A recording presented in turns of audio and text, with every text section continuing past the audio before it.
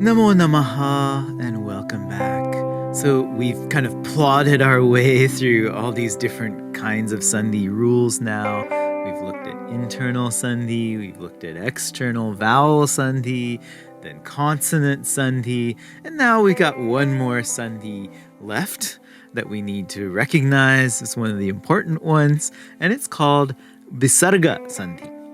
Remember our Visarga? That's that colon that we put at the end of words, the H echo symbol, and it's often found in masculine words, for example, and it's pronounced by making a h sound and then echoing the short version of the preceding vowel. Ramaha, gatihi, guruhu, etaihi, and so on. Now, recall that big fact, that little secret that I told you last time, which is that the Visarga represents a word final S, or sometimes a word final R, the rakara, the sakara or the rakara, the S or the R. Keep that little bit of knowledge. It's going to help you a lot when you're understanding how Visarga Sandhi works. Now, for the general situation we're going to be looking at, we're going to have our first word ending in a vowel V1, but then also a Visarga afterwards. Then we're going to have the next word that starts with either a vowel, V2, or starts with a consonant, C2. If the Visarga is at the end of a sentence, you're in luck. Nothing happens. It's written just as it is with a Visarga. Ramaha, gatihi, etc., etc. Let's now consider the different cases that pop up when the word one ends in an aha. If the second word starts with any voiced consonant, then again we have a straightforward situation. The aha is going to become an o, and it stays written as two words. So Ramaha gacchati turns into Ramo gacchati. Ramaha likhati turns into Ramo likhati. Rama writes. Devaha bhavati becomes Devo bhavati. He becomes God. Before unvoiced consonants, now aha is going to do one of two things. If our C2 consonant is a velar or labial, unvoiced stop, then the stays unchanged. Ramaha patati, Rama reads. Ramaha karoti, Rama does. Ramaha khadati, Rama eats. Stays the same. But if C2 is a palatal, retroflex, or dental unvoiced stop, our middle three vargas, then the Visarga is now going to assimilate to a corresponding sibilant of that class. Keep in mind again, Visarga is actually the word final S. Right? So Ramaha chalati, meaning Rama goes, is going to become Ramash chalati. Ramaha tanoti, Rama stretches, becomes Ramastanoti. Ramaha tikam likhati is going to become Ramashtikam likhati. These are all written together. So when you're reading, your first step is going to have to be able to separate the words that are out of, separate them out from the Sandhi. So that's aha before consonants. Let's consider what happens to aha before vowels. Again, fairly easy.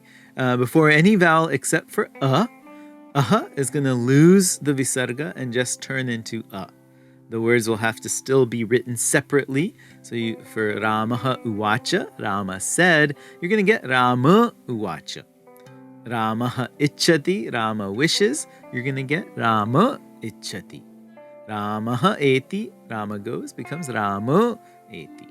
Finally, when you get aha before it's similar to what we saw with our voiced consonants. The aha is going to turn into an o, but then our that had started the second word, the V2, that gets dropped and it gets replaced by our S-shaped avagraha we had encountered earlier, if you remember, with our vowel sandhi, with our ekara. Ramaha asti, Rama is, becomes Ramosti. Remember, the avagraha, the S, you write it, but you don't pronounce it. So Ramosti. Nrupaha asti becomes Nruposti. The king exists. So these are the different cases of sandhi with your aha at the beginning of the word, at the end of the first word. If the first word ends in aha, then you get two possibilities. The next word starts with either a vowel or a voiced consonant. Then you drop the Visarga and it just stays as a long ah. The words are kept separate. So devaha vadanti, the gods speak, will become deva vadanti. Devaha eva, you drop the visarga and it becomes deva eva, the gods indeed. For all other situations, meaning where the second word starts with an unvoiced consonant, it's going to be like what we saw with the aha before unvoiced consonants. If the C2 consonant belongs to the first or last rows, the velar or labial class, the visarga stays unchanged. The words are kept separate. Life goes on. If C2 is a palatal, retroflex, or dental stop, the middle 3 rows, then the visarga is going to assimilate to that corresponding sibilant of that class, the sh, or sa. So we can have devaha kurvanti. It stays the same. Devaha kurvanti, the gods do. If we have devaha charanti, the gods move, then that visarga now has to turn into the palatal sibilant, the shakara. So it becomes devash charanti. Next, if we have devaha tikam likhanti, the gods write a commentary, it's going to become devash tikam likhanti. The visarga assimilates to the retroflex sh and they get stuck together. Devaha taranti, the gods cross over, then the visarga is going to turn into a dental s, devas taranti. Finally, if we have devaha patanti, the gods read, it's going to stay the same since the pakara is a unvoiced labial consonant. So these are the two situations when we get sandhi with aha. The sandhi of the other vowels is even easier. Before unvoiced consonants, we'll have exactly the same situation that we just outlined with our aha, actually also with aha. If C2 is a velar or labial, right, if it's in the top row or the bottom row, the ka varga or the pa varga, there's going to be no change. The visarga remains, the two words are written separately. If C2 is a palatal, retroflex, or dental, the middle 3 vargas, then the visarga is going to have to assimilate to the sibilant of the corresponding class, and then the words get stuck together. So munihi karoti is going to stay muni karoti, the sage does. Guruhu patati, the guru falls, also stays the same, their first and last vargas. Munihi chalati, though, the sage goes, that's going to turn into munish chalati, the palatal s. And then the sentence taihi tika krita, the commentary was made by them. The visarga after the aihi will turn into the retroflex shakara, making it taishtika krita.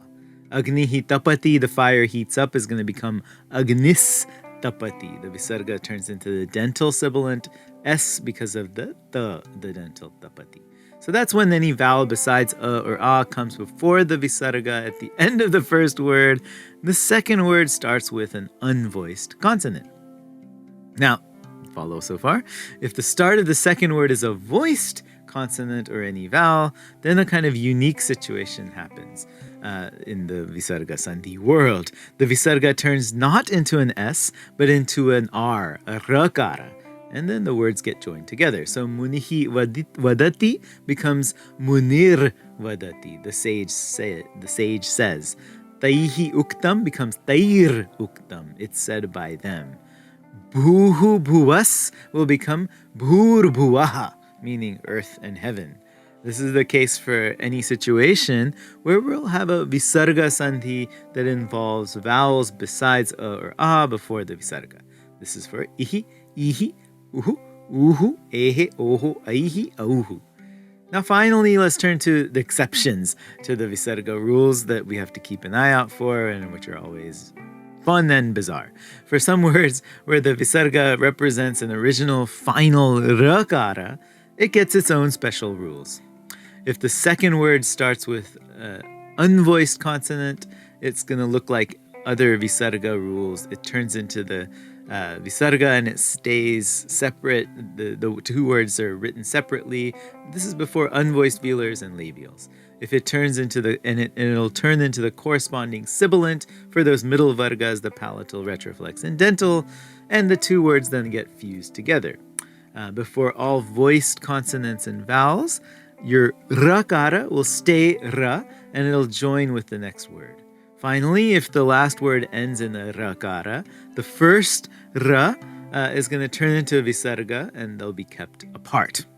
Basically, the only word we're going to be encountering for the moment that has an original final rakara is punar, which means again. So you'll have punaha punaha stays punaha punaha. Punaha, and then pathatu, read it again, will stay punaha pathatu, since that pakara in the pathatu is unvoiced. Punaha tishtati, she stands again now. The ra is going to change to the corresponding sibilant of the dental ta, the dental s, right? So we'll get punas tishtati, and the words get stuck together. Same with punaha plus chalati, she goes again. This will become punash chalati. If we had punaha roditi, she cries again, this will stay punaha roditi. On the other hand, if we have punar milamaha, the rakara stays and it becomes punar milamaha. Right? The words get written together. Punaha vadatu, say it again, will become punar vadatu. And so on. There's plenty of these examples. So there you have it, the kind of full gamut of Sandhi rules that we're going to be dealing with from now on. Every time we read Sanskrit sentences, it's going to be a challenge. I know it will. I'm sorry. It nearly made me give up when I started studying Sanskrit way long time ago. But just like with the script, you'll be amazed how much it just starts to become automatic once you start getting enough practice, and especially once you gain more and more vocabulary. So I urge you always to memorize words, learn how to say all the different things that you find around your house using Sanskrit vocabulary, recite subhashita, proverbial verses, anything you can do to kind of enhance your vocabulary and your immersion into Sanskrit language is going to help you overcome the challenges of Sandhi. So we've reached the end of this module. Now, believe it or not, we're going to start learning Sanskrit grammar more properly. We'll start with nouns and how they get declined into different cases, which are called vibhaktis in Sanskrit. And this is going to be the focus of our next set of videos. Until then, keep practicing, keep gaining that confidence. I know you're going to get the hang of this beautiful and intricate language of the gods in no time at all. Thank you for watching. See you next time. Punarmilamaha. Dhanyavadaha.